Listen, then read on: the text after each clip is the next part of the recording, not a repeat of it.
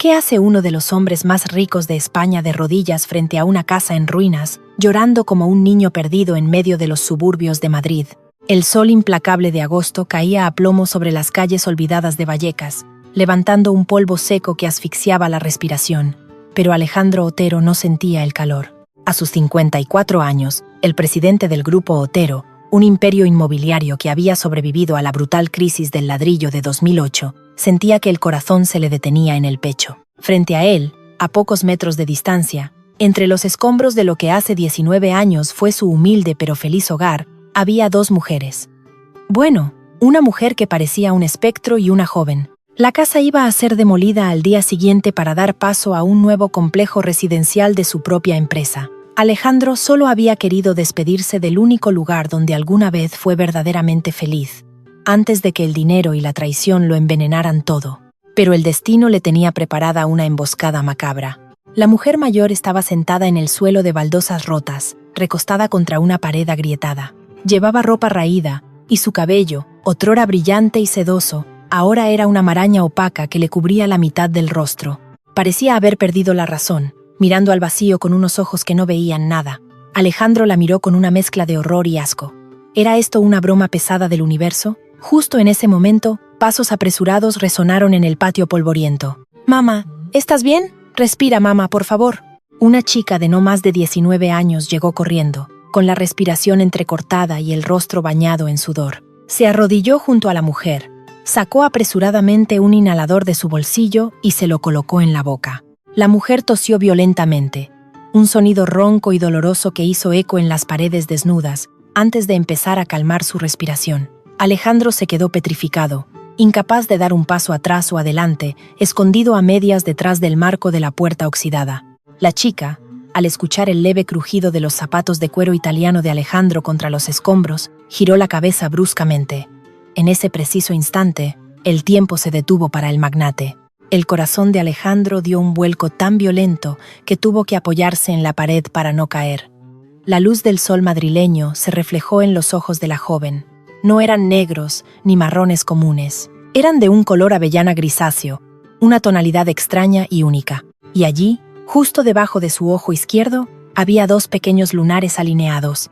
Alejandro dejó de respirar. Ese era su rostro. Esos eran sus ojos. Esos lunares eran los mismos que él veía cada mañana al afeitarse frente al espejo de su mansión en La Moraleja. Era como mirarse a sí mismo en una fotografía de hace 30 años. «¿Quién es usted, señor, que hace mirándonos así?» La voz de la chica era afilada, defensiva, como la de un animal salvaje protegiendo a su cría herida. Alejandro intentó articular una palabra, pero su garganta estaba completamente seca. Su mirada se desvió de la joven hacia la mujer mayor que ahora respiraba con más calma, con la cabeza apoyada en el hombro de la chica. El viento apartó el cabello enmarañado del rostro de la mujer. Aunque estaba demacrada, envejecida prematuramente y consumida por la miseria, los rasgos seguían ahí. Era Carmen, su Carmen. La esposa que hace 19 años, en medio de la peor crisis económica del país, cuando su pequeña empresa constructora estaba al borde de la quiebra absoluta, hizo las maletas en la mitad de la noche. La memoria de Alejandro lo arrastró sin piedad a aquella noche de tormenta de 2007. Escuchaba las gotas de lluvia golpeando los cristales baratos de esta misma casa. Veía a Carmen doblando su ropa con una frialdad que le helaba la sangre. «Tengo a otro hombre», le había dicho ella, sin siquiera mirarlo a los ojos. «Estoy harta de esta pobreza, Alejandro. Harta de contar los céntimos para comprar pan. No voy a hundirme contigo». Aquel recuerdo había sido el motor de su vida. El odio, el resentimiento y la humillación se habían convertido en la gasolina que lo impulsó a trabajar como un demonio, aplastando rivales, durmiendo 3 horas al día, hasta construir su imperio. Siempre imaginó a Carmen viviendo en el lujo con aquel supuesto amante rico, riéndose de él. Y sin embargo, aquí estaba, en la miseria más absoluta, en una casa abandonada, con la mente destrozada. Y a su lado, una chica que era la copia exacta de él. «Me he equivocado de lugar, perdonen», balbuceó Alejandro con voz ronca, casi inaudible. Sin esperar respuesta, dio media vuelta y salió huyendo de la casa como si lo persiguiera el mismo diablo. Se subió a su Mercedes negro estacionado un par de calles más allá y le gritó a su chofer que arrancara de inmediato. Aquel viaje de regreso al centro de Madrid fue un infierno. Alejandro miraba por la ventana sin ver los majestuosos edificios del Paseo de la Castellana. Las manos le temblaban. ¿Era posible? ¿Carmen se había ido estando embarazada? ¿Por qué no le dijo nada? Si tenía otro hombre, ¿por qué la niña era su viva imagen? La confusión era un torbellino oscuro que amenazaba con devorarlo. Nada tenía sentido. La mujer materialista y cruel que recordaba no encajaba con la indigente que acababa de ver. Al llegar a su despacho en la planta 40 de la Torre Otero, ni siquiera se quitó la chaqueta. Pulsó el botón del intercomunicador con dedos temblorosos. «Carlos, entra ahora mismo. Deja lo que estés haciendo». Su asistente personal, un hombre de confianza que llevaba con él más de una década, entró de inmediato notando la palidez en el rostro de su jefe. «Necesito que investigues a 2 personas. Ahora, no mañana, no en una hora. Ahora», ordenó Alejandro, dándole la dirección de la casa en Vallecas y el nombre completo de Carmen. «Averigua dónde viven realmente, de qué viven, quién es esa chica que está con ella y, sobre todo, si Carmen estuvo casada o emparejada con alguien más en estos últimos 19 años». Las horas siguientes fueron una tortura china. Alejandro canceló todas sus reuniones, ignoró las llamadas de los inversores y se quedó encerrado en su oficina viendo atardecer sobre Madrid. Cada minuto que pasaba era un martillazo en su cabeza. Si esa chica era su hija, significaba que había pasado 19 años creciendo en la pobreza extrema sin un padre. 19 años mientras él cenaba en restaurantes de estrellas Michelin y dormía en sábanas de seda de Egipto. Cerca de la medianoche, Carlos llamó a la puerta. Traía una carpeta gruesa y una expresión sombría. Alejandro se levantó de un salto, arrancándole la carpeta de las manos. «Señor». La investigación arrojó resultados perturbadores. Comenzó Carlos con tono cauteloso. «La mujer es Carmen Delgado. Nunca volvió a casarse. Tampoco hay registro de que haya vivido con ningún otro hombre desde que se separó de usted. Vivió sola, trabajando en la limpieza de hospitales y lavando platos en bares de mala muerte para mantener a su hija». Alejandro sintió que le faltaba el aire. ¿Sola? ¿No hubo otro hombre? Entonces, ¿por qué lo dejó? ¿Por qué le dijo aquellas palabras tan crueles?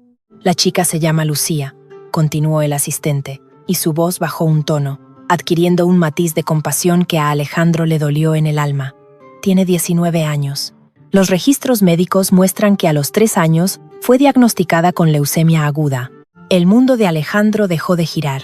El silencio en la inmensa oficina fue sepulcral. Carmen trabajó en 3 turnos diarios durante años para pagar los tratamientos experimentales que la Seguridad Social no cubría por completo en aquel entonces. Logró salvar a la chica. Lucía lleva en remisión completa más de 10 años. Pero el esfuerzo físico destruyó la salud de su madre. Carmen desarrolló asma crónica severa y, más recientemente, episodios de demencia prematura. Ya no puede trabajar. La joven Lucía abandonó el instituto y ahora trabaja de camarera en un bar de tapas en el barrio de Tetuán para mantener a ambas y comprar los medicamentos de su madre. Alejandro dejó caer la carpeta sobre el escritorio de caoba. Las fotografías se desparramaron. En una de ellas, tomada desde la distancia esa misma tarde, se veía a Lucía de espaldas, frotando las mesas de un bar barato, con las manos enrojecidas y una postura de agotamiento extremo. Su hija, su propia sangre, había estado luchando contra el cáncer mientras él brindaba con champán en sus fiestas de la alta sociedad, celebrando sus primeros millones. Su exesposa, a quien había odiado con cada fibra de su ser, había dado su propia salud, su propia vida, para salvar a la niña de ambos. La culpa golpeó a Alejandro con la fuerza de un tren de mercancías. Cayó de rodillas sobre la alfombra persa de su oficina y por primera vez en casi 2 décadas rompió a llorar. Un llanto ronco, primitivo, lleno de un dolor indescriptible y un remordimiento que quemaba como ácido. Se había equivocado en todo, había vivido una mentira. A la mañana siguiente, Alejandro no era el mismo hombre. Se puso unos vaqueros desgastados, una chaqueta vieja que no usaba desde sus días de albañil y una gorra. No podía presentarse ante ellas como el millonario al que supuestamente Carmen abandonó. Las asustaría, las alejaría. Peor aún, Lucía podría odiarlo por no haber estado allí cuando más lo necesitaban. Tenía que acercarse poco a poco, descubrir la verdad de por qué Carmen huyó aquella noche mintiendo sobre otro hombre.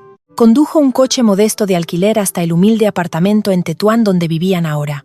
A través de la ventana de la pequeña farmacia del barrio, vio a Lucía. La joven estaba discutiendo con el farmacéutico, suplicando con los ojos llenos de lágrimas que le fiara el medicamento para el asma de su madre hasta que le pagaran en el bar la semana siguiente. El farmacéutico negaba con la cabeza, indiferente.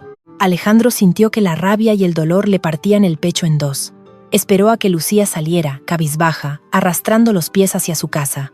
Entró a la farmacia, compró todos los medicamentos que Carmen necesitaba para un año, además de vitaminas y suplementos, pagando en efectivo. Luego fue a un supermercado cercano y llenó 3 bolsas enormes con la mejor comida que encontró. Se hizo pasar por un trabajador de servicios sociales del Ayuntamiento de Madrid. Llamó a la puerta del diminuto y húmedo apartamento. Cuando Lucía abrió, sus ojos mostraron desconfianza, pero al ver las bolsas de comida y medicinas gratuitas de parte de un supuesto programa gubernamental, la desesperación le ganó a la cautela. Mientras dejaba las cosas en la pequeña y humilde cocina, Alejandro observaba cada detalle. A pesar de la pobreza, todo estaba escrupulosamente limpio. En una mesa pequeña, había unos libros gastados para preparar el examen de acceso a la universidad para adultos. Lucía quería estudiar. De repente, Carmen salió de la habitación. Caminaba despacio, su mirada estaba perdida, pero al ver a Alejandro, se detuvo en seco. Ladeó la cabeza, como si intentara descifrar un enigma muy antiguo. «Me gusta su voz», susurró Carmen de pronto, sonriendo levemente, una sonrisa que a Alejandro le desgarró el alma. «Me da paz. Siento que lo conozco de algún lugar». Lucía miró a su madre sorprendida y luego a Alejandro con sospecha. «Mamá, es del ayuntamiento, no lo conoces de nada». Alejandro se despidió rápidamente antes de derrumbarse frente a ellas.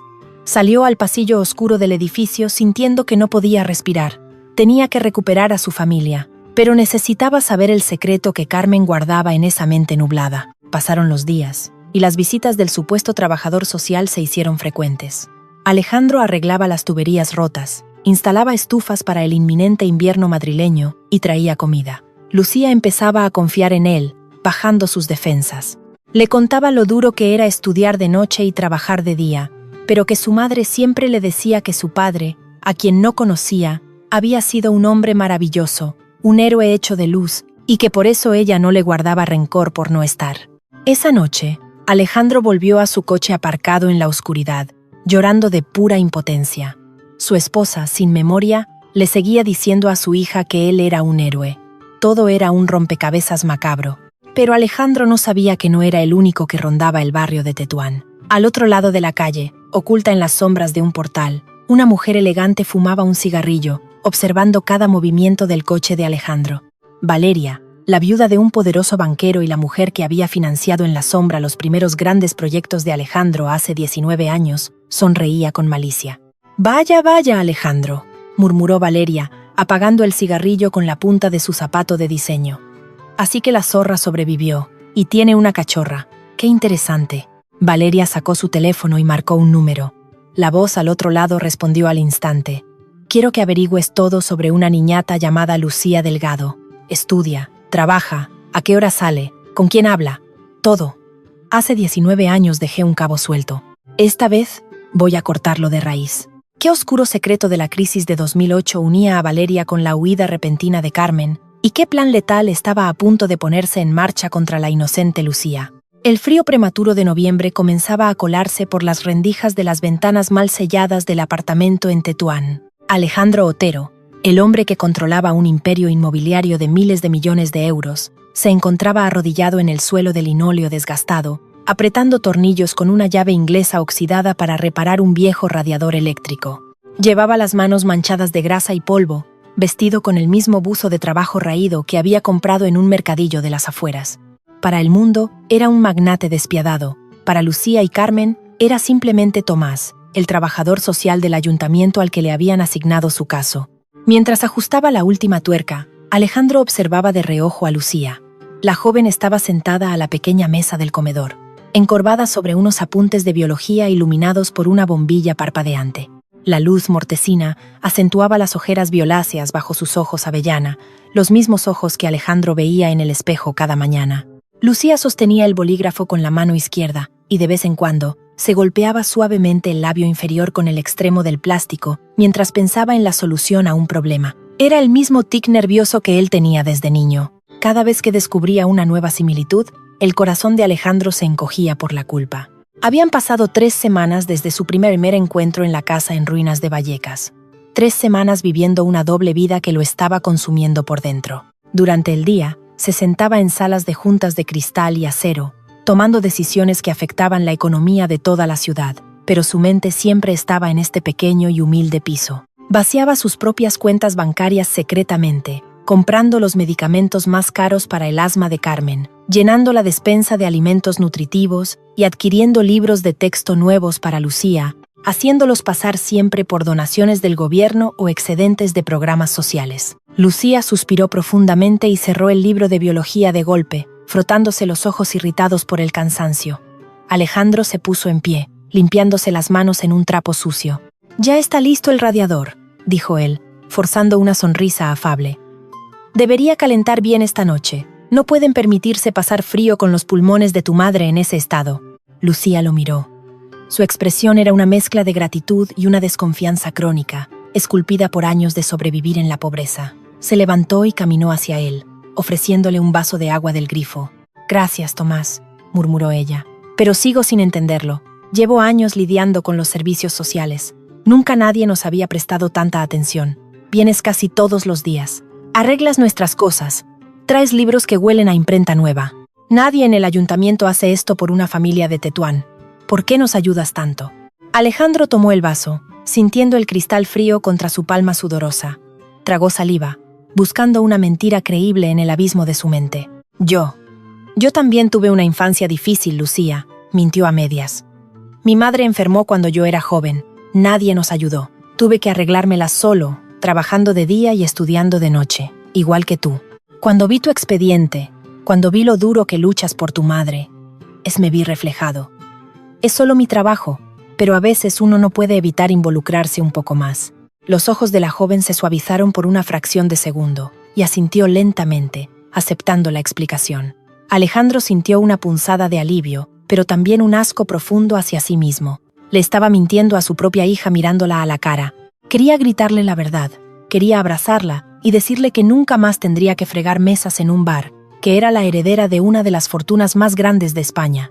Pero el miedo lo paralizaba. Si le decía quién era realmente, la pregunta inevitable caería sobre él como una guillotina. «¿Dónde estuviste los últimos 19 años? ¿Por qué nos abandonaste?» En ese momento, la puerta del único dormitorio se abrió lentamente con un crujido lastimero.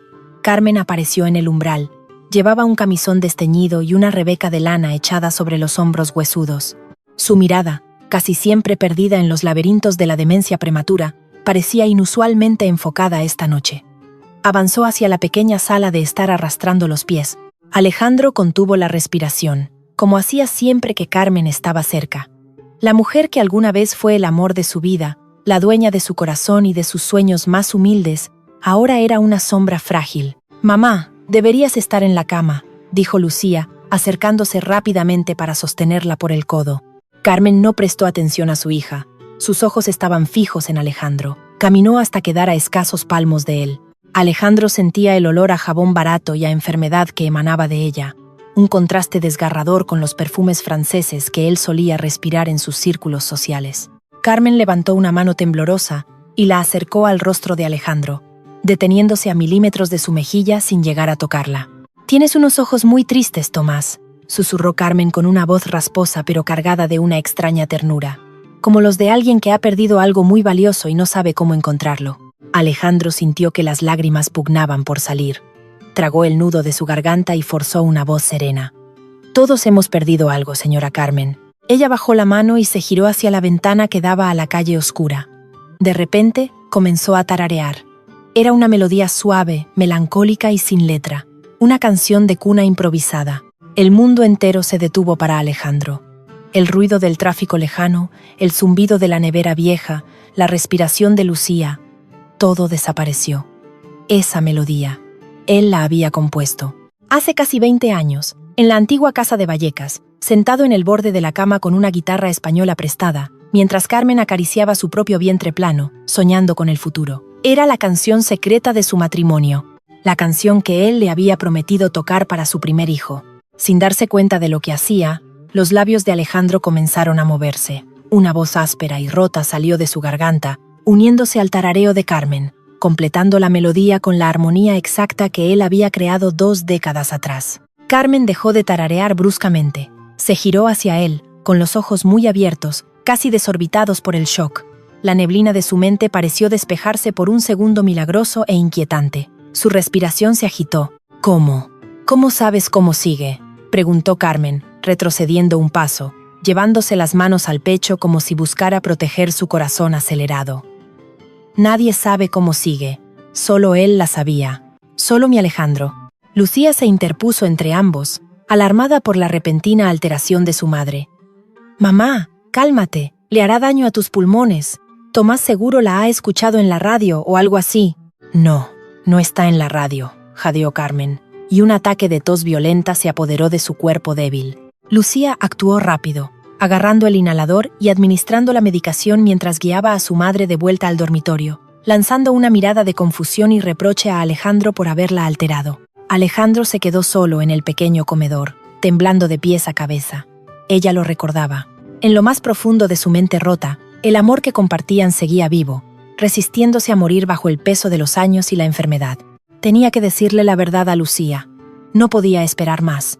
Lo haría mañana, después del turno de la joven en el bar. Se enfrentaría a su juicio y aceptaría cualquier castigo que ella decidiera imponerle. Pero no podía seguir viviendo esta mentira. Lo que Alejandro no sabía era que, a pocos kilómetros de allí, en un lujoso ático del barrio de Salamanca, la verdad ya estaba siendo empaquetada y preparada como un arma letal. Valeria se servía una copa de vino tinto mientras revisaba las fotografías esparcidas sobre su mesa de cristal. Las imágenes mostraban a Alejandro disfrazado de obrero, entrando y saliendo del edificio de Tetuán. Otras mostraban a Lucía trabajando en el bar y a Carmen asomada a la ventana. El detective privado que Valeria había contratado permanecía de pie en la sombra, esperando instrucciones. «La chica termina su turno a las 11 de la noche», dijo el detective con voz monótona. «Suele caminar desde el bar hasta su casa. Son unas 6 manzanas por calles poco iluminadas». «Perfecto», murmuró Valeria, dando un sorbo al vino. «Ha llegado el momento de hacer una buena obra. La pobre huerfanita merece saber quién es realmente el hombre bondadoso que le arregla las tuberías. Y sobre todo, merece saber por qué las abandonó para ahogarse en la miseria mientras él construía un imperio con mi dinero». Valeria sonrió, pero sus ojos eran fríos como el hielo. Hace 19 años, cuando Alejandro era un constructor desesperado al borde de la bancarrota, Valeria le había ofrecido la salvación financiera. Pero la condición no escrita de aquella ayuda era que él le perteneciera. Alejandro, ciegamente enamorado de Carmen, la había rechazado una y otra vez. Fue entonces cuando Valeria fue a visitar a Carmen a la casa de Vallecas. Le dijo mentiras. Sí, pero también la amenazó con destruir la vida de Alejandro, con meterlo en la cárcel por fraudes que ella misma había orquestado en las cuentas de la empresa constructora. Carmen, aterrorizada por la posibilidad de ver a su marido en prisión, tomó la decisión de sacrificarse. Huyó en la noche, asumiendo el papel de la esposa infiel y materialista, para que Alejandro no la buscara y pudiera aceptar la ayuda de Valeria para salvarse. Pero Alejandro nunca amó a Valeria. Tomó su dinero, salvó su empresa y construyó un muro de hielo a su alrededor, convirtiéndose en el magnate solitario e inalcanzable que era hoy. Valeria lo había tenido todo, menos a él. Y ahora, descubrir que Carmen seguía viva y que había una hija legítima que podría heredar todo el imperio Otero, era una humillación que no iba a tolerar. A la noche siguiente, las calles de Tetuán estaban húmedas por una llovizna persistente. Lucía salió por la puerta trasera del bar de tapas, tirando la bolsa de basura en el contenedor con un suspiro de puro agotamiento. Le dolían los pies, la espalda y el alma. Se subió el cuello del abrigo gastado e inició el camino a casa, pensando en los exámenes que tenía la semana próxima. Al cruzar una calle estrecha, un enorme coche negro con los cristales tintados cortó su paso suavemente pero con firmeza, bloqueando la acera. Lucía se detuvo en seco, asustada, buscando instintivamente una ruta de escape. La puerta trasera del vehículo se abrió lentamente. Valeria descendió del coche. Llevaba un abrigo de cachemira impecable y un paraguas que un chofer sostenía sobre su cabeza. El contraste entre la opulencia de la mujer y la decadencia de la calle era brutal. «No te asustes, Lucía», dijo Valeria con una voz de seda que escondía cuchillas. «No voy a hacerte daño. Al contrario, he venido a abrirte los ojos». Lucía retrocedió un paso, agarrando con fuerza la correa de su mochila. «¿Quién es usted? ¿Cómo sabe mi nombre?» Valeria sacó un sobre grande y grueso del interior de su abrigo y se lo tendió. «Soy alguien que conoce el pasado. Alguien que no soporta ver cómo un hombre cruel y mentiroso se aprovecha de la inocencia de una familia desesperada. ¿De qué está hablando? No tengo dinero, déjeme en paz. Lucía intentó rodearla, pero el chofer dio un paso al frente, cortándole el paso. Hablo de Tomás, tu simpático trabajador social del ayuntamiento, dijo Valeria, y el nombre hizo que Lucía se congelara. Toma el sobre, niña, échale un vistazo. No te tomará más de un minuto descubrir que toda tu vida ha sido una farsa. Con las manos temblando por el frío y el miedo, Lucía tomó el sobre.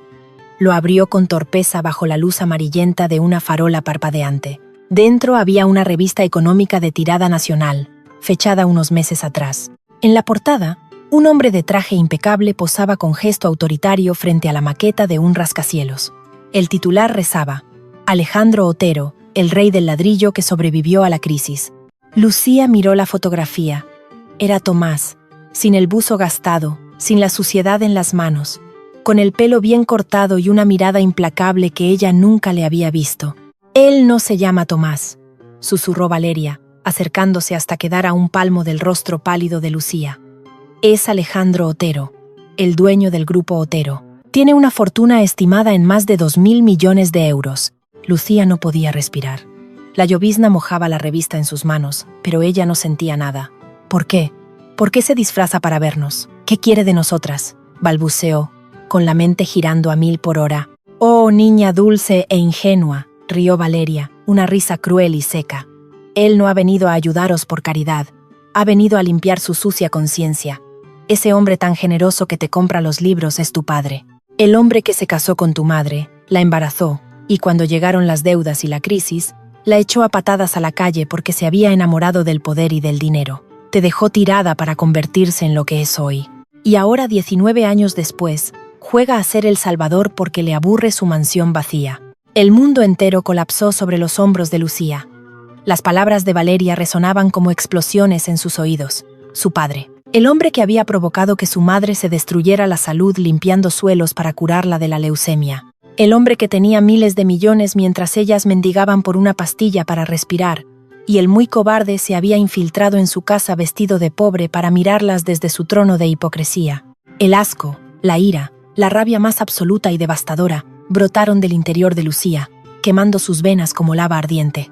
Arrugó la revista con furia y dejó caer el sobre al suelo mojado. Empezó a correr hacia su casa. Ya no sentía el dolor en los pies, ni el frío de la lluvia. Solo sentía la necesidad visceral de destruir a Alejandro Otero. Al llegar a su edificio, subió las escaleras de 2 en 2. Al abrir la puerta del apartamento de un golpe violento, la escena que encontró la dejó sin aliento. Alejandro estaba allí.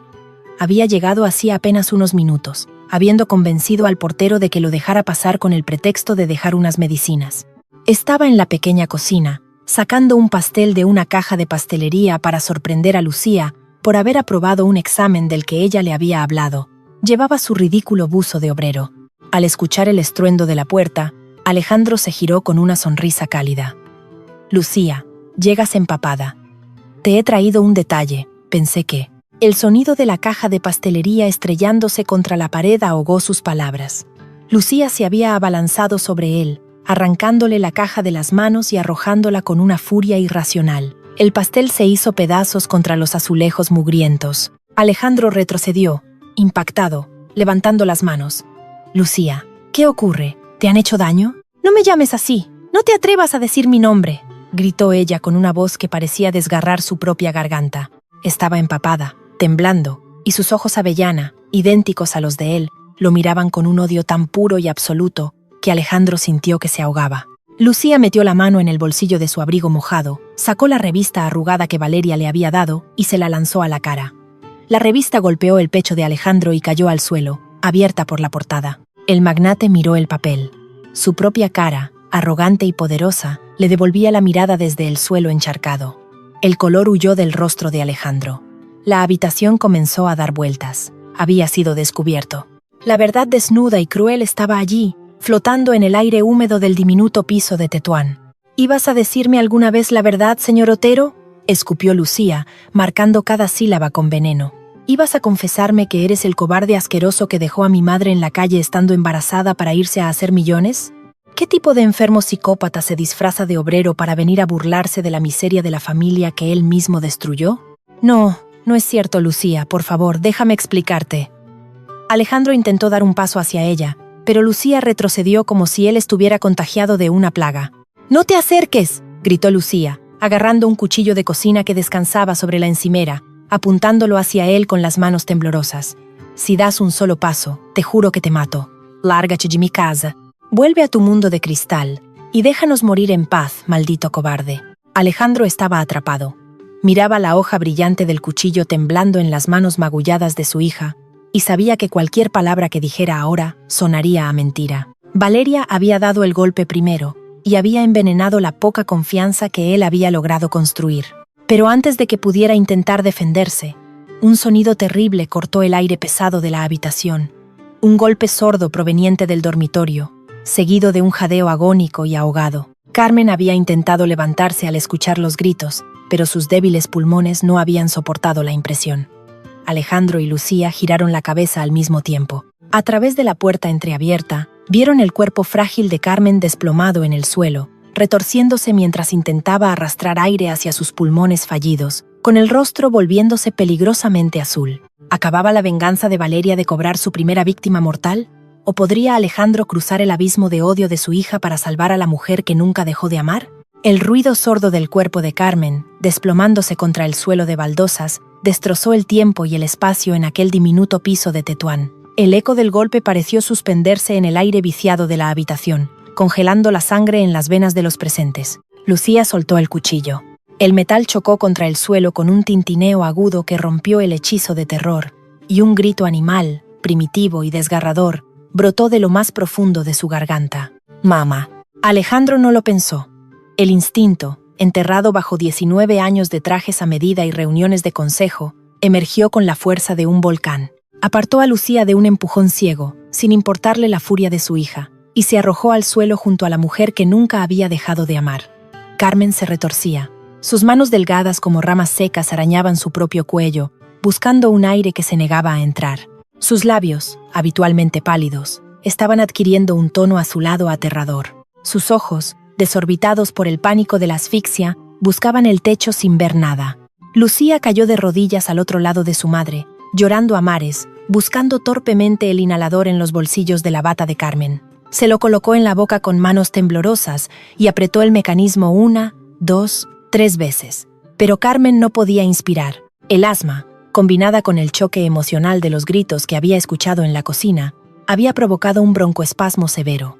Sus vías respiratorias estaban completamente cerradas. Alejandro comprendió en una fracción de segundo que el inhalador no iba a servir de nada. El sistema público de emergencias tardaría al menos 15 minutos en llegar a ese laberinto de calles estrechas bajo la lluvia. 15 minutos que Carmen no tenía. «Apártate», gruñó Alejandro con una voz de mando que Lucía nunca le había escuchado. Una voz que pertenecía al hombre que dirigía a miles de empleados, no al humilde trabajador social. «Maldito seas, no la toques», sollozó Lucía, intentando empujarlo débilmente, pero Alejandro la ignoró. Metió la mano en el bolsillo de su mono de trabajo manchado de grasa y sacó un teléfono móvil negro, un dispositivo satelital encriptado que desentonaba absurdamente con su disfraz. Marcó un número de un solo dígito. Respondió una voz neutra y profesional al primer tono. «Habla Otero. Código rojo, emergencia médica crítica. Calle Almanza, piso 3º izquierda. Asfixia severa. Quiero una UBI móvil privada aquí en 3 minutos. Si tardan 4, despido a todo el equipo médico. Muévanse». Tiró el teléfono al suelo y colocó ambas manos sobre el pecho de Carmen, inclinando su cabeza hacia atrás para intentar abrir desesperadamente la vía aérea. Lucía lo miraba petrificada. El tono autoritario, la mención de su verdadero apellido, la orden tajante, todo confirmaba la monstruosa verdad que aquella mujer misteriosa le había revelado en la calle. Ese hombre arrodillado frente a ella, luchando por la vida de su madre, era Alejandro Otero, el multimillonario, su padre. «Respira, Carmen, por lo que más quieras. Respira», suplicaba Alejandro. Las lágrimas surcaban su rostro, mezclándose con la suciedad de su disfraz. «No me dejes ahora. No después de haberte encontrado. No te atrevas a morirte sin decirme por qué lo hiciste». Fueron los 3 minutos más largos y agónicos en la existencia de Alejandro. El sonido de las sirenas rasgó la noche madrileña, acercándose a una velocidad temeraria. Segundos después, la puerta del apartamento, que había quedado entreabierta tras la violenta entrada de Lucía, se abrió de par en par. 4 paramédicos vestidos con uniformes de una clínica privada de élite irrumpieron en el pequeño salón con maletines de reanimación y una camilla plegable. Alejandro se hizo a un lado. Los paramédicos actuaron con una precisión militar. Uno de ellos le inyectó adrenalina directamente en el muslo a Carmen, mientras otro preparaba un tubo de intubación. Lucía observaba la escena aplastada contra la pared, temblando incontrolablemente, abrazándose a sí misma. La estabilizamos, señor Otero, pero su corazón está sufriendo una tensión extrema. Tenemos que trasladarla de inmediato a la clínica, informó el médico al mando, ajustando la mascarilla de oxígeno sobre el rostro pálido de Carmen. Llévensela. Prepararé el mejor equipo de cardiología y neumología de guardia. Que no falte de nada, ordenó Alejandro, poniéndose en pie, pareciendo de repente un gigante dentro de aquel piso minúsculo. Los paramédicos levantaron a Carmen y salieron a toda prisa hacia las escaleras. Alejandro hizo ademán de seguirlos, pero se detuvo al llegar a la puerta. Se giró lentamente hacia Lucía. La joven parecía un pajarillo mojado y aterrorizado, a punto de romperse en 1000 pedazos. «¿Vienes conmigo?», dijo Alejandro. No fue una petición. Fue una afirmación cargada de una extraña y desesperada necesidad. «Prefiero morir antes que subir a tu coche», siseó Lucía entre lágrimas, escupiendo las palabras con un desprecio que le cortó la respiración a Alejandro. «Tu madre podría no pasar de esta noche, Lucía», replicó él, sintiendo que cada palabra era un clavo en su propia garganta. «Puedes odiarme todo lo que quieras. Tienes todo el derecho del mundo a desear verme muerto. Pero ella te necesita a su lado. Y yo soy el único que puede garantizar que los mejores médicos del país luchen por ella. Vamos». Lucía bajó la mirada, derrotada por la aplastante y humillante lógica de la situación. Agarró su abrigo húmedo del suelo y salió por la puerta, pasando junto a él sin rozarlo, dejando a su paso un rastro de frío y desolación. El viaje hasta la exclusiva clínica en el norte de Madrid fue un sepulcro rodante. Alejandro conducía su coche de alquiler, siguiendo de cerca a la ambulancia privada. Las luces de la ciudad se reflejaban en los cristales empapados por la lluvia. El silencio en el interior del vehículo era asfixiante, pesado como el plomo. Lucía miraba por la ventanilla, mordiéndose el labio inferior hasta hacerse sangre para contener los sollozos. Alejandro la observaba de reojo. Era tan parecida a él. La misma forma obstinada de apretar la mandíbula cuando estaba enfadada, la misma postura rígida, su hija, su sangre, 19 años perdidos en la mentira. Al llegar a la clínica, el contraste fue abrumador. Suelos de mármol inmaculado, iluminación cálida, silencio reverencial. El personal médico, alertado por la llegada del principal accionista del grupo hospitalario, se movilizaba a su alrededor como abejas en una colmena. Carmen fue ingresada directamente en la unidad de cuidados intensivos. Las puertas dobles se cerraron, dejando a Alejandro y Lucía solos en una sala de espera privada, rodeados de sofás de cuero blanco e inútiles revistas de lujo. Lucía se dejó caer en uno de los sofás, encogiendo las piernas contra su pecho. Alejandro permaneció de pie frente a la gran cristalera que dominaba la ciudad dormida. El zumbido constante del aire acondicionado era el único sonido que rompía la tensión de la sala. Alejandro sabía que había llegado el momento. No podía posponerlo más. Se giró hacia ella, con las manos metidas en los bolsillos del buzo manchado. «Voy a contarte la verdad, Lucía», comenzó, con voz grave y cansada. «Toda la verdad. Y luego, si decides que no quieres volver a verme en tu vida, lo aceptaré.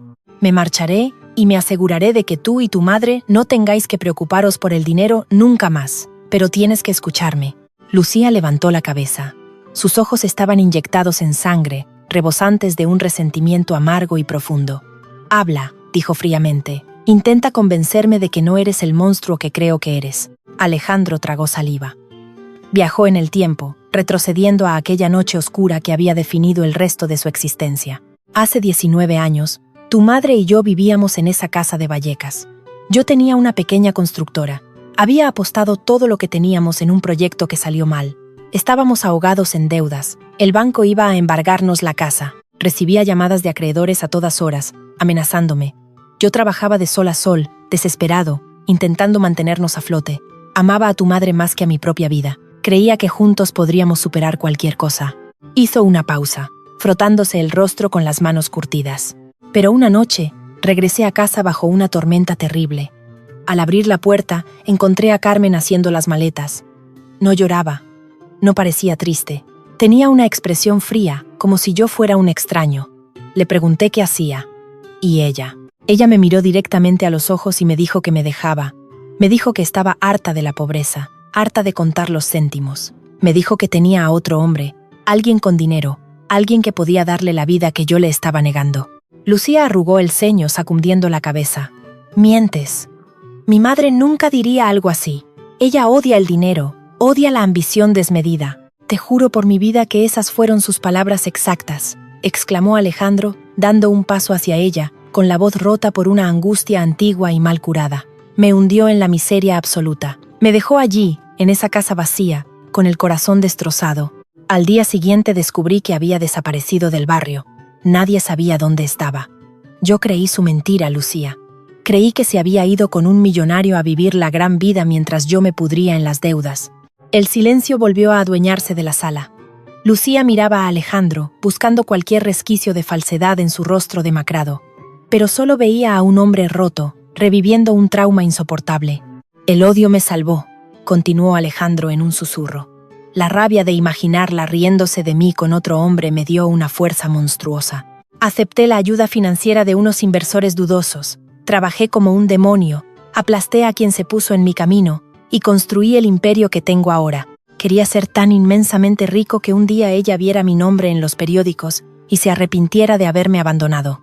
Fui un estúpido, un ciego miserable.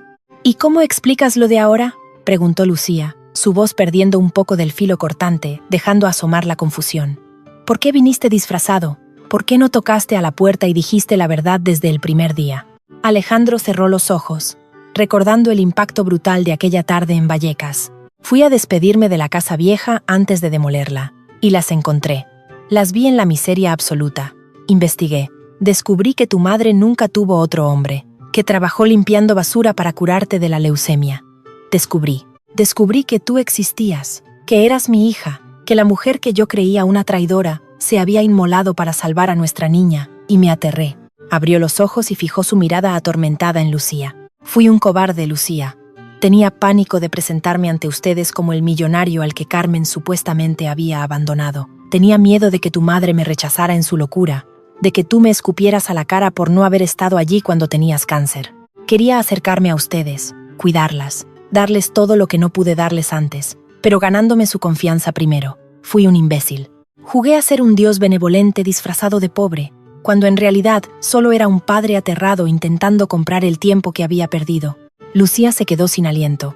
La historia encajaba de una manera perversa y trágica. Si su madre le había mentido a Alejandro hace 19 años, ocultando su embarazo y fingiendo tener un amante, eso explicaba el resentimiento de él. Explicaba por qué nunca las buscó. Pero ¿por qué lo hizo Carmen? ¿Por qué la mujer más noble y abnegada del mundo abandonaría al hombre que amaba, embarazada y pobre, asumiendo el papel de villana? Fue ella, susurró Lucía de repente, enderezándose en el sofá, como si una descarga eléctrica la hubiera atravesado. La mujer del coche negro. Alejandro frunció el ceño, confundido. ¿Qué mujer? ¿Quién te dio la revista? Lucía lo miró a los ojos, y por primera vez esa noche no había odio en su mirada, sino un miedo primitivo. Una mujer elegante. Llevaba un abrigo de cachemira carísimo y tenía un chofer. Me interceptó a la salida del bar, bajo la lluvia. Me dio la revista con tu foto en la portada. Me dijo que tú nos habías abandonado a sabiendas para hacerte rico. Dijo que quería abrirme los ojos, pero su mirada estaba llena de una inquina espantosa, como si disfrutara destruyéndome. El rostro de Alejandro perdió todo el color en un instante. Un sudor frío perló su frente. Las piezas del rompecabezas, que habían estado sueltas durante casi 2 décadas, comenzaron a unirse en su mente con la violencia de un choque frontal. Mujer elegante, chofer, dinero, murmuró Alejandro, retrocediendo a trompicones hasta chocar contra el ventanal de cristal. Oh, Dios mío. No puede ser ella. ¿Quién es?, exigió saber Lucía, levantándose del sofá. ¿Quién es esa mujer? ¿Y qué tiene que ver con nosotros? Alejandro la miró con una expresión de horror absoluto. Hace 19 años, cuando mi empresa iba a quebrar, hubo una sola persona que se ofreció a salvarme inyectando capital, la viuda de un banquero riquísimo, Valeria. Pero ella no quería solo un negocio. Me quería a mí, estaba obsesionada. Me ofreció borrar todas mis deudas a cambio de que dejara a tu madre y me fuera con ella. Yo la rechacé, por supuesto. Le dije que prefería ir a la cárcel por las deudas antes que dejar a Carmen. El corazón de Lucía latía desbocado. ¿Y qué pasó entonces? Alejandro se agarró la cabeza a dos manos, sintiendo que iba a volverse loco. Yo creía que Valeria había aceptado mi negativa. A los pocos días, tu madre hizo las maletas y se fue inventando lo del otro hombre. Yo quedé destrozado, y Valeria volvió a aparecer. Me dio el dinero para salvar la empresa, diciendo que era un préstamo amistoso. La utilicé, tomé su dinero y la dejé de lado, dedicándome solo a trabajar. Nunca la amé, nunca estuve con ella, pero ahora lo entiendo todo. Alejandro levantó la vista, y sus ojos reflejaban una revelación espantosa. Tu madre no se fue porque le diera asco mi pobreza. Valeria debió ir a verla a escondidas. Valeria debió amenazarla. Seguramente le dijo que, si no me abandonaba y hacía que yo la odiara, se aseguraría de que yo fuera a la cárcel por los fraudes de los acreedores. Tu madre, mi Carmen, se sacrificó. Asumió el papel de la esposa mala y ambiciosa. Huyó con lo puesto, embarazada de ti, para que yo pudiera salvarme y aceptar el dinero de esa arpía. Lucía rompió a llorar, llevándose las manos al rostro. La inmensidad del sacrificio de su madre, la brutalidad de la injusticia que habían sufrido las 3 víctimas de aquella telaraña de mentiras, era demasiado grande para soportarla. Valeria les había robado la vida. Les había robado 19 años de ser una familia feliz. Había condenado a su madre a la locura y al sufrimiento, y a ella a crecer huérfana y enferma. Una furia asesina, 1000 veces más potente que la que había sentido hacia Alejandro unas horas antes, se apoderó de Lucía. Tenemos que denunciarla, tenemos que meter a esa bruja en la cárcel. Alejandro apretó los puños hasta que los nudillos se le pusieron blancos. Lo haremos, te juro por mi vida y por la de tu madre que destruiré a Valeria. La aplastaré hasta que no quede nada de ella. Pero no tenemos pruebas. Han pasado 19 años. Es su palabra contra la de una mujer enferma y sin memoria. En ese momento crítico, las pesadas puertas dobles de la unidad de cuidados intensivos se abrieron lentamente.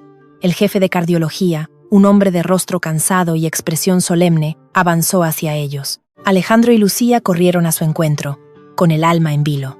«La hemos estabilizado por ahora», dijo el médico, quitándose las gafas. El broncoespasmo fue muy severo y su corazón, que ya estaba debilitado por años de agotamiento físico, ha sufrido un preinfarto. Está muy frágil. La hemos sedado ligeramente para evitar que el pánico le provoque otra crisis, pero ha estado murmurando cosas sin sentido. Llama a su hija y a un tal Alejandro repetidamente. Pueden entrar a verla, pero solo unos minutos. No la alteren. Alejandro y Lucía no esperaron a escuchar más. Entraron corriendo en la sala de UCI, un espacio blanco y aséptico lleno de monitores que emitían pitidos rítmicos. Carmen estaba tendida en una cama mecánica, rodeada de tubos transparentes y vías intravenosas. Parecía aún más pequeña y frágil bajo las sábanas blancas del hospital. Su respiración era superficial, asistida por una cánula de oxígeno. Lucía se acercó por la derecha y tomó la mano inerte de su madre, besándola entre lágrimas. «Mami, estoy aquí. No te vayas, por favor». Alejandro se situó al lado izquierdo de la cama. No se atrevía a tocarla. El peso de la culpa lo paralizaba. «Carmen», susurró, con la voz quebrada. «Perdóname. Fui un estúpido ciego. Perdóname por no haber sabido protegerte». Al escuchar su voz, las pestañas de Carmen temblaron levemente. Sus ojos se abrieron, opacos por los sedantes, luchando contra la bruma de la inconsciencia y la demencia. Miró el techo durante unos segundos eternos antes de girar la cabeza lentamente hacia Alejandro. En sus ojos, por un instante fugaz y milagroso, la niebla del olvido pareció disiparse. No vio al magnate rico, ni al trabajador social disfrazado. Vio al muchacho albañil del que se había enamorado perdidamente en su juventud. Una lágrima solitaria resbaló por la sien de Carmen. «Alejandro», murmuró, con una voz apenas audible, como el roce de una hoja seca contra el asfalto. «Estoy aquí, mi amor, estoy aquí, y no voy a volver a dejarte nunca», respondió él, acercando su rostro al de ella, sintiendo el aliento frío de Carmen en su mejilla. «El buzón», susurró Carmen, cerrando los ojos con esfuerzo, como si hablar requiriera toda la energía que le quedaba en su castigado cuerpo. La casa vieja, el buzón escondido, bajo el suelo. «¿Qué buzón, mamá?», preguntó Lucía, alarmada por la debilidad de la voz de su madre. «Se lo deje a nuestra niña», continuó Carmen, ignorando a Lucía, hablando directamente al recuerdo de su marido. «Para que algún día sepa la verdad. Las pruebas. Ella me amenazó. Valeria, todo está ahí, escondido para que ella no lo destruya. Un pitido agudo y continuo sonó en uno de los monitores, indicando una alteración en el ritmo cardíaco. Los ojos de Carmen se volvieron en blanco y su cuerpo se relajó bruscamente, cayendo en la profunda inconsciencia del coma inducido por el agotamiento y los sedantes. ¡Médico!, gritó Alejandro, aterrorizado, mientras las enfermeras irrumpían en la habitación apartándolos de la cama. «Salgamos, Lucía. Tenemos que dejarlos trabajar», ordenó Alejandro, tirando del brazo de su hija, arrastrándola de nuevo al pasillo mientras el equipo médico rodeaba a Carmen. Una vez fuera, apoyados contra la pared fría del pasillo, padre e hija se miraron, procesando las últimas palabras agónicas de Carmen. El rompecabezas estaba completo. Carmen no había huido con las manos vacías. Había escondido pruebas de las amenazas de Valeria, de la extorsión que la obligó a destruir su propia familia, y las había ocultado en el único lugar donde creía que estarían a salvo, un lugar que Valeria nunca pisaría, la vieja casa de Vallecas. Lucía miró a Alejandro con los ojos muy abiertos por la urgencia. El buzón debajo del suelo de la casa vieja. Tenemos que ir a buscarlo. Es la única forma de hacer pagar a esa mujer por lo que le ha hecho a mi madre. Alejandro miró su reloj de pulsera de platino. Las manecillas marcaban las 3:30 de la madrugada. El pánico frío y calculador del hombre de negocios sustituyó por un momento al dolor del marido arrepentido. «Dios santo», susurró Alejandro, sintiendo que un abismo se abría bajo sus pies. «¿Qué pasa?», preguntó Lucía, contagiada por el terror que de repente asomó a los ojos de su padre. «Esa casa, la casa vieja de Vallecas, es propiedad de mi empresa ahora», explicó Alejandro, sintiendo náuseas ante la cruel ironía del destino. «El nuevo complejo residencial. Firmé la orden de demolición hace 3 días». «¿Demolición?», repitió Lucía, sin comprender del todo. «¿Cuándo?». Alejandro levantó la mirada hacia su hija, y el miedo en sus ojos era absoluto. «Hoy, al amanecer, las excavadoras y las bolas de demolición de mi propia compañía tienen la orden de arrasar hasta los cimientos toda la manzana a las 6 de la mañana. Destruirán el buzón y cualquier prueba que haya dentro, bajo toneladas de escombros». El silencio del hospital pareció reírse de ellos. Quedaban menos de 2 horas y media para que el sol saliera sobre Madrid, y con él, la destrucción definitiva de la única evidencia que podía redimir a Carmen y condenar a la verdadera villana de esta historia macabra. ¿Llegarían a tiempo a las ruinas de Vallecas para desenterrar el pasado, o Valeria había movido sus hilos en las sombras para asegurarse de que la demolición sepultara la verdad para siempre? El reloj de la pared del pasillo del hospital marcaba las 3:42 de la madrugada. Cada segundo que pasaba era un latigazo en la conciencia de Alejandro. Sacó su teléfono satelital con tanta violencia que casi se le resbala de las manos sudorosas. Marcó el número personal de Carlos, su asistente, importándole muy poco la hora que fuera. El teléfono dio 3 tonos antes de que una voz adormilada respondiera. «Carlos, despierta. Necesito que detengas la demolición de la parcela 24 en Vallecas. Ahora mismo. Llama al capataz, llama a la empresa subcontratada. Haz lo que tengas que hacer, pero que ninguna máquina toque esa casa». «Señor», balbuceó Carlos al otro lado de la línea, aclarando su garganta. La orden de demolición de la manzana entera se adelantó. La subcontrata, Construcciones Goya, envió un correo de emergencia anoche diciendo que tenían un permiso especial del ayuntamiento para empezar a las 4 de la madrugada para evitar problemas de tráfico en la zona escolar adyacente. El mundo se detuvo. Alejandro sintió un zumbido sordo en los oídos. Las 4 de la madrugada. Faltaban apenas 15 minutos. «¿Quién autorizó ese cambio, Carlos?», rugió Alejandro, con una voz tan fiera que hizo que 2 enfermeras al final del pasillo se sobresaltaran. «Nadie de nuestra oficina, señor. Fue una orden directa de la junta directiva de la subcontrata. La presidenta del Consejo de Administración de Goya firmó el permiso.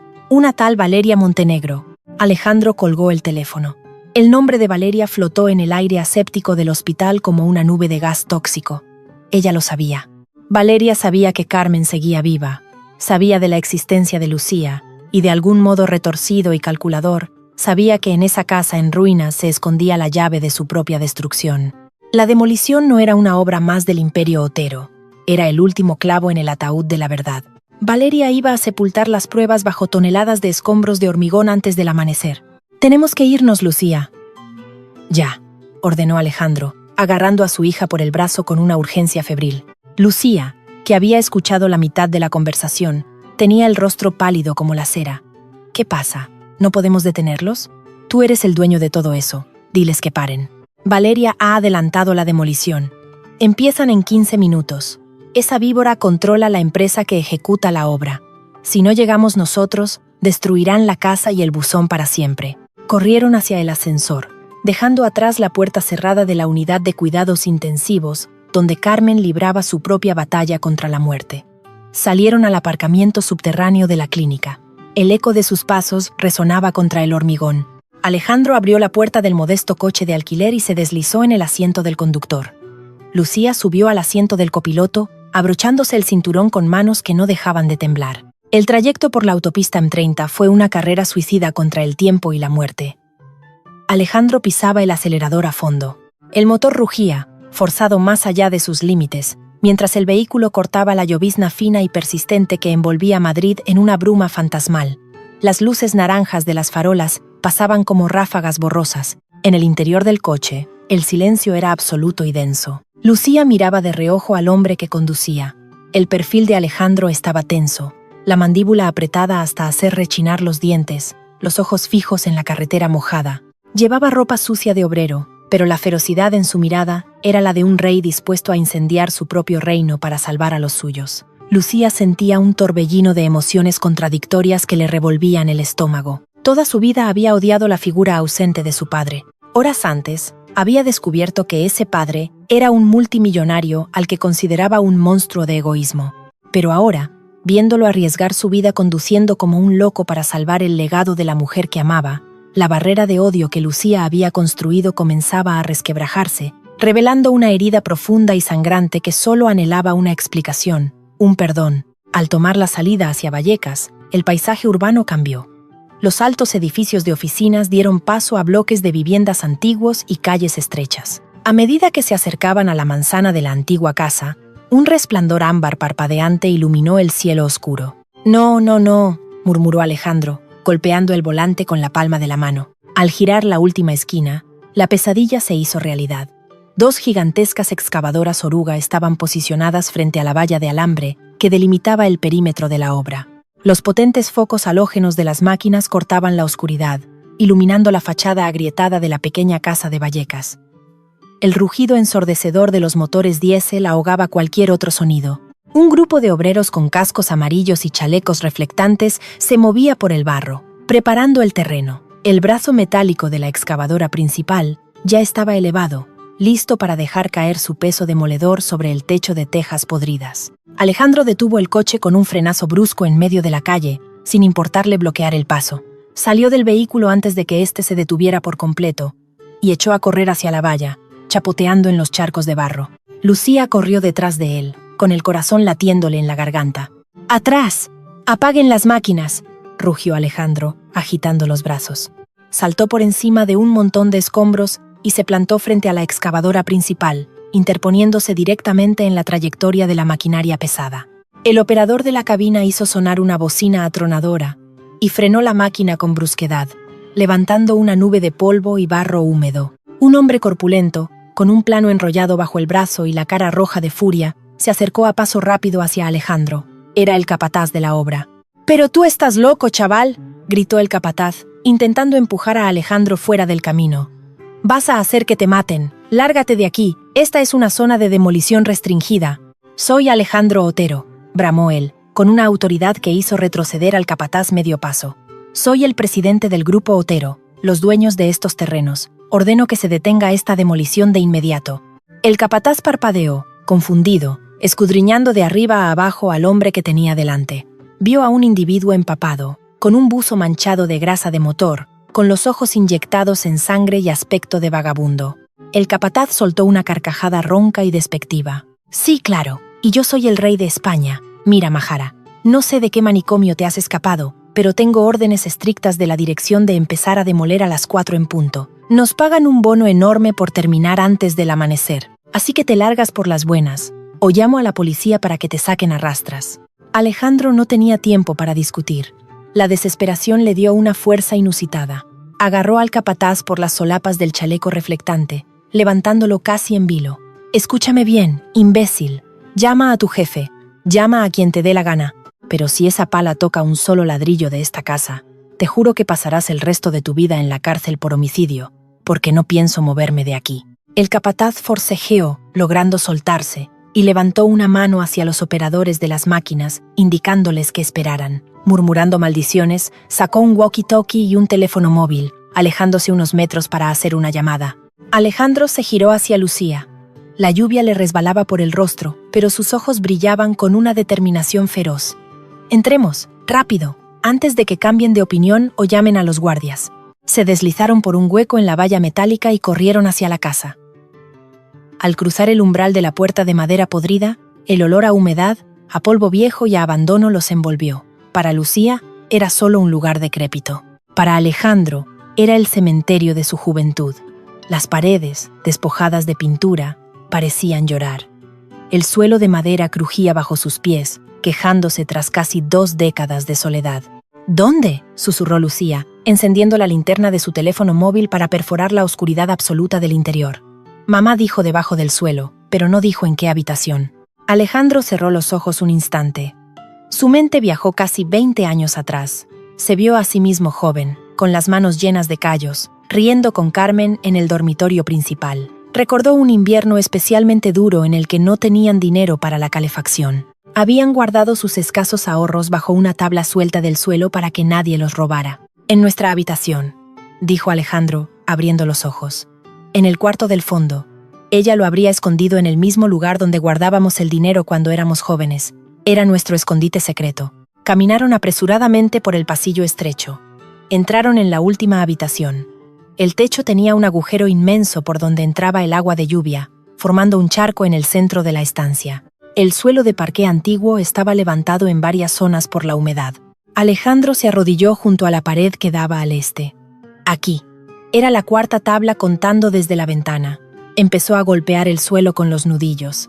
Sonaba a madera maciza. Se desplazó unos centímetros y volvió a golpear. Un sonido hueco, sordo y distinto resonó en la habitación vacía. «Aquí es», jadeó Alejandro.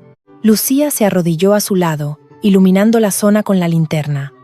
No había ninguna ranura visible. Las tablas se habían hinchado y fusionado por los años de humedad y abandono. Alejandro metió los dedos en una de las grietas, tirando con todas sus fuerzas. La madera húmeda crujió, pero no cedió. Necesitaban una herramienta. Lucía miró a su alrededor frenéticamente. En una esquina, semioculta bajo un montón de escombros de escayola, había una vieja tubería de hierro oxidado que se había desprendido de la pared. Corrió hacia ella, la agarró con ambas manos y se la entregó a Alejandro. «Usa esto, como palanca». Alejandro encajó el extremo de la tubería en la grieta del suelo. Puso todo su peso sobre el trozo de hierro. Los músculos de sus brazos, ocultos bajo la chaqueta raída, se tensaron hasta el límite. La madera crujió con fuerza, astillándose.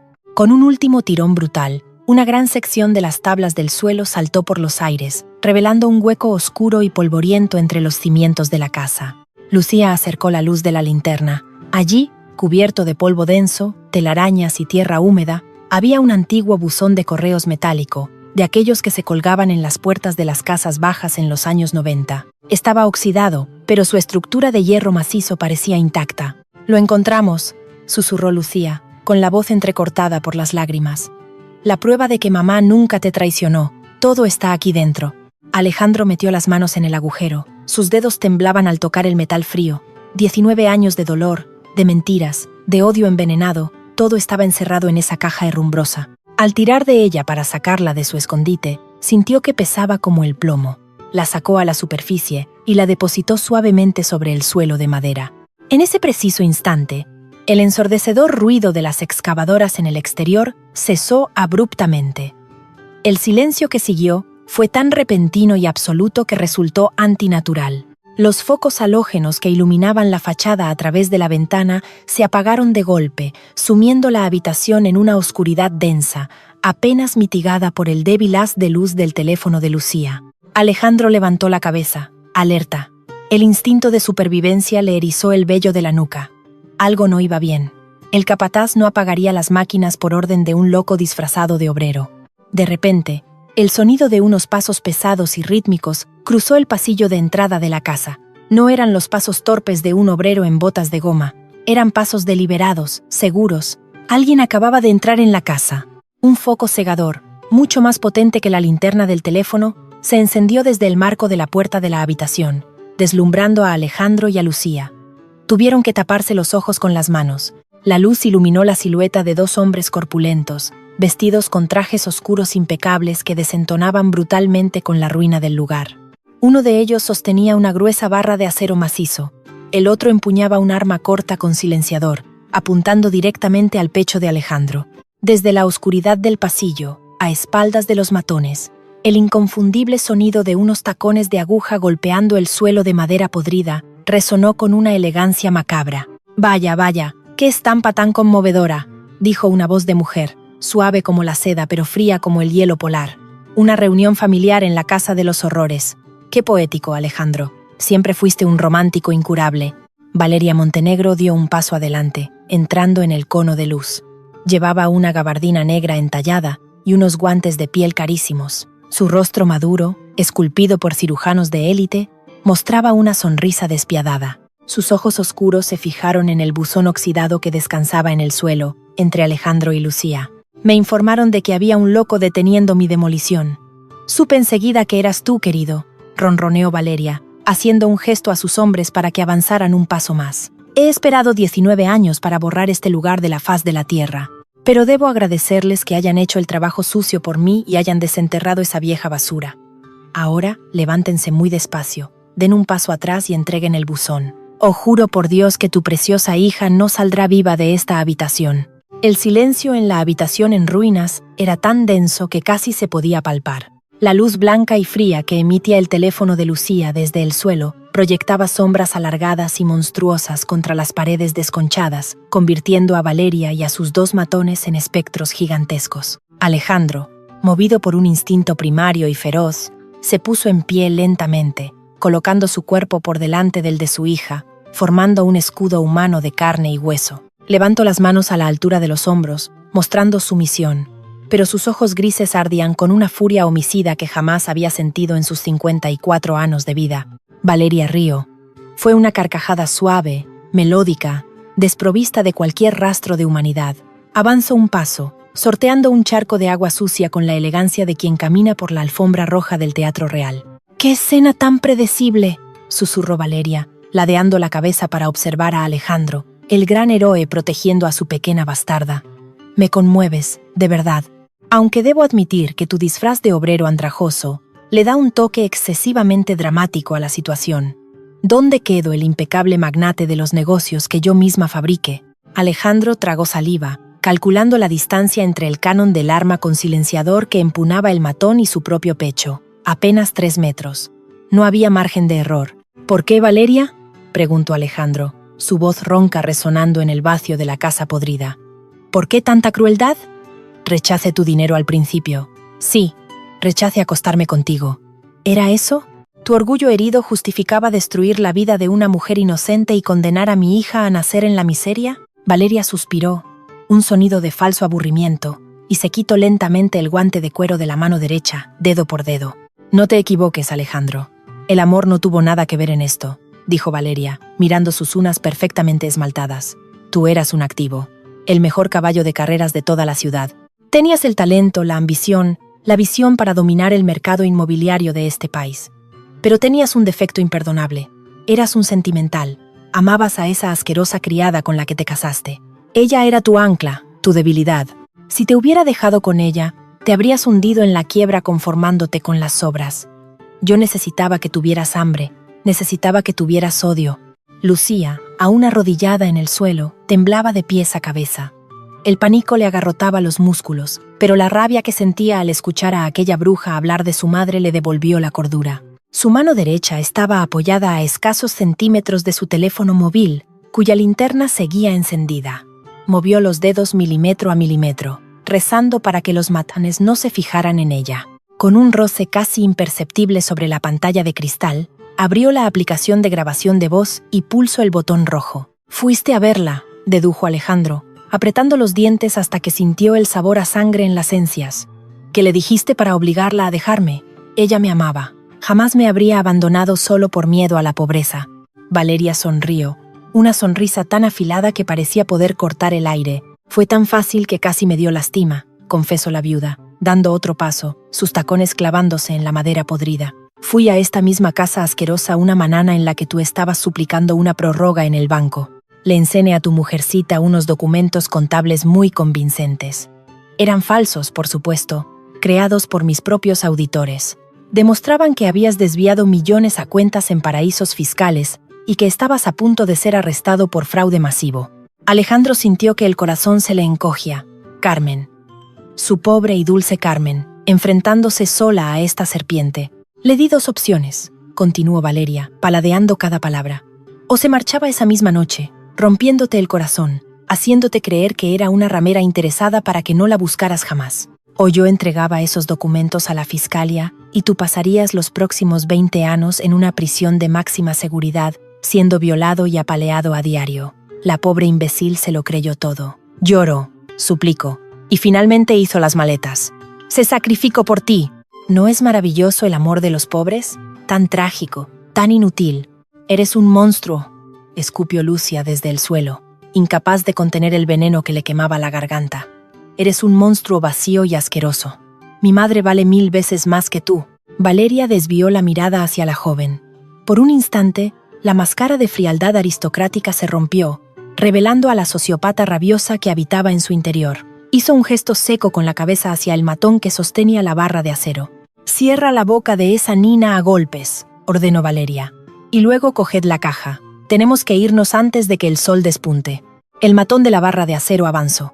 Alejandro no esperó a que el hombre diera el segundo paso. Toda la frustración, el dolor, la culpa aplastante de los últimos 19 años y el terror de perder a su hija en ese instante se transformaron en pura adrenalina. Alejandro se lanzó hacia adelante.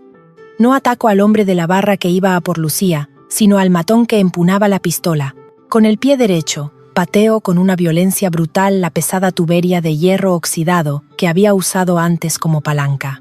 El cilindro de metal voló a ras de suelo e impactó de lleno en las espinillas del pistolero. El crujido del hueso rompiéndose resonó en la habitación, seguido inmediatamente por un alarido de dolor.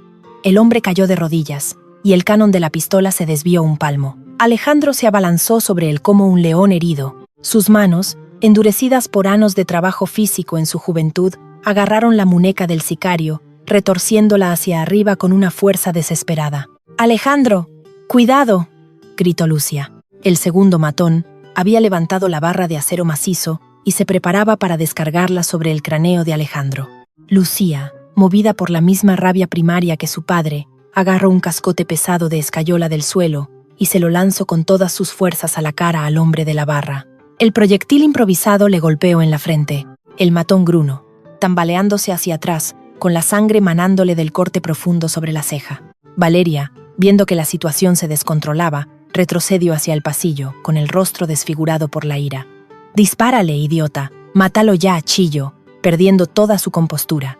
Alejandro y el primer matón rodaban por el suelo encharcado y lleno de astillas, peleando por el control del arma. El sicario era más joven y más fuerte, pero Alejandro peleaba por la vida de su hija. Sentía los golpes del hombre en las costillas, la asfixia del barro en el rostro, pero no soltó la muñeca que sostenía el arma. En medio del forcejeo caótico, en la casi total oscuridad iluminada solo por el teléfono del suelo, el dedo del matón se apretó sobre el gatillo. El disparo no sonó como en las películas. Debido al silenciador, fue un chasquido sordo, metálico y seco, como el golpe de un látigo mojado contra una tabla de madera. Sin embargo, la onda expansiva en aquel espacio confinado fue aterradora. El fogonazo de la pólvora iluminó los rostros desencajados de todos los presentes por una fracción de segundo. Luego, el silencio más absoluto y sepulcral cayó sobre la habitación destrozada. El cuerpo del matón dejó de forcejear, volviéndose un peso muerto sobre Alejandro. Pero Alejandro tampoco se movía. Lucía se quedó paralizada, con los ojos abiertos de par en par, incapaz de respirar. El olor a pólvora quemada se mezcló con la peste a humedad de la casa podrida. Alguien soltó un gemido húmedo y ahogado en la penumbra. Quien había recibido la bala asesina. El gemido húmedo y ahogado rompió el silencio sepulcral de la habitación destrozada. El olor acre de la pólvora quemada se mezcló de inmediato con la peste a humedad y madera podrida, creando una atmósfera asfixiante. Alejandro sintió un peso muerto desplomarse sobre su pecho. Con un empujón cargado de adrenalina, se quitó de encima el cuerpo del sicario. El hombre más joven se retorcía en el suelo encharcado, apretando con ambas manos su propio hombro derecho, por donde la sangre brotaba a borbotones oscuros. En el último milisegundo del forcejeo ciego, Alejandro había logrado torcer la muñeca del atacante hacia adentro y el arma se había disparado contra su propio dueño. Alejandro se puso en pie lentamente. Sus rodillas temblaban, pero su pulso era firme. En su mano derecha sostenía la pesada pistola con el silenciador enroscado en el cañón. Levantó el brazo y apuntó directamente al pecho de Valeria Montenegro. El segundo matón, que aún se tambaleaba desorientado por el brutal golpe de la piedra de escayola que Lucía le había lanzado a la frente, levantó las manos al ver el arma apuntándole, dejando caer la barra de acero al suelo con un estrépito metálico. «Se acabó el juego, Valeria», susurró Alejandro. Su voz no era un grito, sino un murmullo helado que cortaba el aire denso de la casa en ruinas. 19 años jugando con nuestras vidas. 19 años de mentiras. Se acabó hoy. El rostro de Valeria, siempre esculpido en una máscara de arrogancia aristocrática y desprecio, se desmoronó por completo. La elegante viuda retrocedió un paso, manchando sus carísimos zapatos de diseño con el barro negro de Vallecas. Miró el arma, luego a su hombre sangrando en el suelo y finalmente a Alejandro. Abrió la boca para articular una amenaza, para soltar una de sus frases envenenadas, pero ninguna palabra salió de sus labios temblorosos. Por primera vez en su vida de privilegios y manipulación, sentía el aliento frío del miedo real. En ese momento, Lucía se levantó despacio. Su ropa estaba cubierta de polvo y suciedad, y tenía un corte en la mejilla, pero su postura era erguida, desafiante. Sostenía su teléfono móvil en alto. La luz de la pantalla iluminaba su rostro, mostrando una línea de tiempo de audio que seguía avanzando implacable. «Tengo cada palabra», dijo la joven, con una voz que vibraba de ira contenida. «Toda tu confesión arrogante. ¿Cómo chantajeaste a mi madre con documentos falsos? ¿Cómo le diste a elegir entre abandonarnos o meter a mi padre en la cárcel? Todo está grabado aquí. Y junto con lo que hay en ese buzón, te vas a pudrir en una celda el resto de tu miserable vida». Un destello de luces azules y rojas comenzó a rebotar contra las paredes desconchadas a través de los huecos de las ventanas, barriendo la oscuridad de la calle. El ruido ensordecedor de las excavadoras había sido reemplazado por el aullido estridente de múltiples sirenas acercándose a toda velocidad. El capataz de la obra, asustado por la intrusión de aquel loco suicida y por la repentina aparición de hombres armados en trajes oscuros, había llamado a la Policía Nacional. Minutos después, la casa se llenó de agentes uniformados, linternas tácticas y gritos de mando. Alejandro bajó el arma lentamente y la colocó en el suelo en el momento en que los policías irrumpieron en la habitación. Valeria Montenegro fue esposada contra la pared húmeda. Su abrigo de cachemira negro quedó cubierto de polvo de escayola blanco. Mientras los agentes la empujaban hacia la salida, giró la cabeza para lanzar una última mirada cargada de odio visceral hacia Alejandro y Lucía, pero ellos ni siquiera la estaban mirando. Su atención estaba centrada por completo en la caja de metal oxidado que descansaba en el suelo. Un par de horas más tarde, el amanecer comenzaba a teñir el cielo de Madrid con tonos violáceos y anaranjados. Alejandro y Lucía estaban sentados en la sala de espera privada de la clínica. Un agente de policía, tras tomarles una declaración inicial exhaustiva y confiscar el teléfono con la grabación, les había permitido abrir el buzón antes de llevárselo como prueba material, bajo su atenta supervisión. Alejandro forzó la pequeña cerradura oxidada con una navaja que le prestó el agente. La tapa metálica cedió con un chirrido agónico. En el interior, envuelto en una bolsa de plástico grueso que había resistido sorprendentemente bien el paso del tiempo y la humedad, había un sobre de papel amarillento y una gruesa carpeta de cartón. Alejandro sacó la carpeta primero. Al abrirla, sus ojos recorrieron rápidamente los documentos. Eran los balances contables falsificados.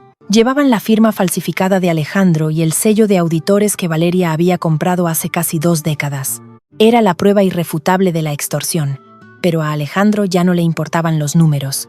Dejó la carpeta a un lado y tomó el sobre. En el exterior, escrito con la caligrafía delicada y redonda de Carmen, decía simplemente: «Para mí, Alejandro». Sus manos curtidas y manchadas temblaban de tal manera que apenas podía sostener el papel. Rompió el sello con cuidado, como si estuviera abriendo una reliquia sagrada, y extrajo unas hojas de cuaderno escritas a bolígrafo azul. La tinta estaba un poco descolorida, y el papel mostraba pequeñas manchas circulares y arrugadas, testigos mudos de las lágrimas que habían caído sobre él mientras era escrito.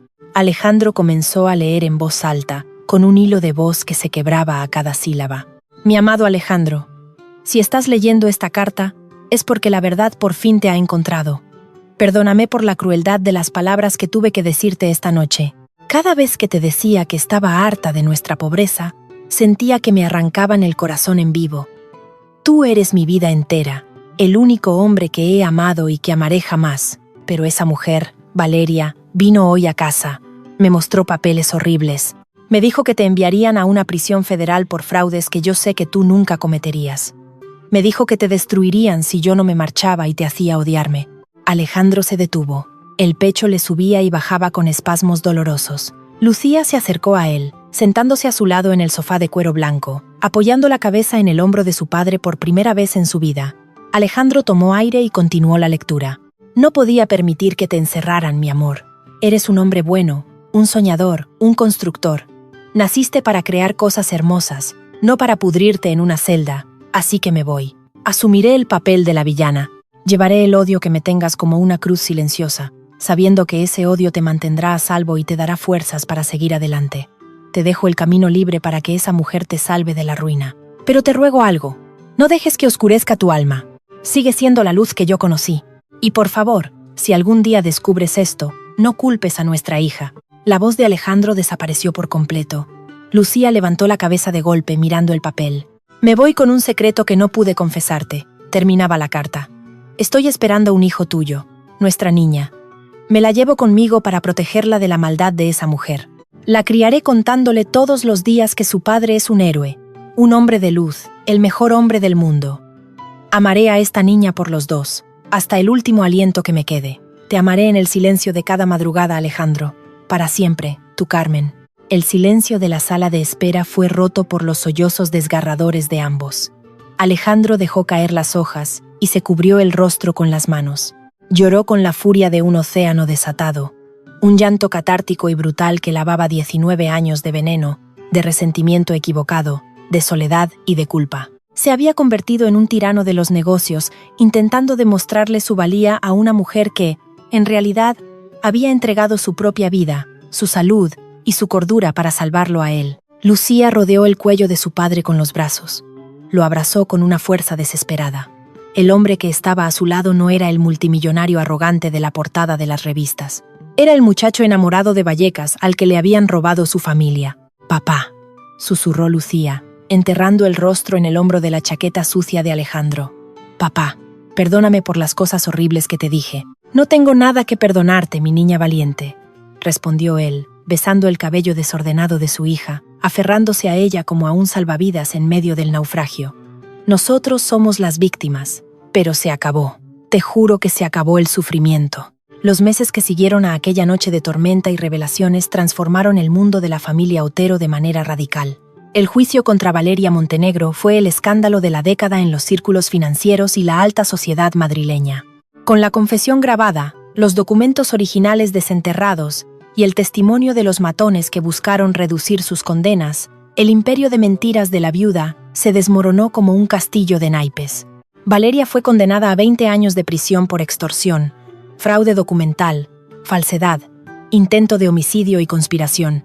La última vez que Alejandro la vio en el juzgado, los gritos histéricos de la mujer resonaban en los pasillos de mármol frío, perdiendo toda su compostura y elegancia, convertida por fin en el monstruo que siempre había sido. Pero la verdadera batalla, la más importante, se libraba en las luminosas habitaciones de la clínica. El preinfarto y el broncoespasmo severo habían dejado a Carmen al borde de la muerte, pero el amor tiene una capacidad de curación que la ciencia apenas comienza a comprender. Rodeada por los mejores neumólogos, neurólogos y psicólogos del país, Carmen comenzó a despertar lentamente de su letargo. No fue un milagro cinematográfico donde recuperó toda su memoria de la noche a la mañana.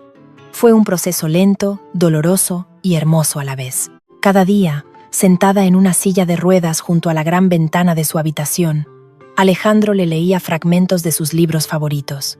Le tocaba con una guitarra acústica la melodía sin letra que él mismo había compuesto 20 años atrás. Lucía le contaba historias de sus clases en la facultad, estudiando con libros nuevos y sin el peso del agotamiento en sus hombros. Poco a poco, la niebla de la demencia prematura, causada en gran parte por el estrés extremo y la falta de oxigenación continua de sus pulmones enfermos, comenzó a disiparse. Carmen recordaba el tacto de la mano de Alejandro, recordaba el olor del café en su antigua cocina, recordaba el amor puro que nunca había muerto. Un año después, el cálido sol de la primavera acariciaba la ciudad de Madrid. En el humilde barrio de Vallecas, en la misma parcela número 24 donde antes se alzaban las ruinas del dolor, ya no había planes para un rascacielos ni para un complejo residencial de lujo. Alejandro había paralizado la construcción. En su lugar se extendía un inmenso y hermoso parque público. Había caminos de tierra blanca, decenas de robles y almendros recién plantados que comenzaban a mostrar sus primeros brotes verdes y zonas de juegos para los niños del barrio. En el centro del parque, una pequeña placa de bronce incrustada en una piedra rezaba: El Jardín de Carmen, el lugar donde la verdad volvió a florecer. Sentados en un banco de madera bajo la sombra protectora de uno de los robles, se encontraban los tres.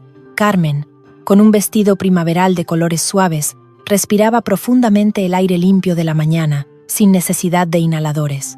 Su rostro, aunque marcado por las líneas del sufrimiento pasado, irradiaba una paz profunda y serena. Alejandro sostenía su mano derecha entrelazada con la suya, trazando pequeños círculos en su piel con el pulgar. Al otro lado de Carmen, Lucía leía concentrada un grueso manual de anatomía humana, preparándose para sus exámenes de la Facultad de Medicina de la Universidad Complutense. Quería ser oncóloga, para salvar a los niños que, como ella, habían tenido que luchar contra la leucemia en el abandono. Alejandro miró a las dos mujeres de su vida. El peso opresivo de la riqueza y el poder que lo habían definido durante tanto tiempo le parecía ahora una carga inútil y ridícula en comparación con el calor de la mano de Carmen y la sonrisa concentrada de su hija. Había recuperado su alma. Habían sobrevivido al veneno, a la miseria y a la mentira. Pero mientras el viento suave de la mañana mecía las ramas tiernas de los árboles en ese jardín nacido de las cenizas del dolor, una brisa que llevaba consigo el eco distante de la inmensa ciudad que los rodeaba, una sombra fugaz cruzó el pensamiento del magnate. Contempló el horizonte infinito de tejados y ventanas, pensando en los millones de puertas cerradas de la ciudad. Y mientras el silencio pacífico los envolvía, una pregunta silenciosa quedaba flotando en el aire claro de Madrid, clavándose en la conciencia de quien conoce la fragilidad de la vida humana. ¿Cuántas familias más se estarían rompiendo en ese preciso instante por culpa de oscuros secretos guardados en nombre de un sacrificio mal entendido? ¿Y cuántas de ellas tendrían la inmensa y dolorosa suerte de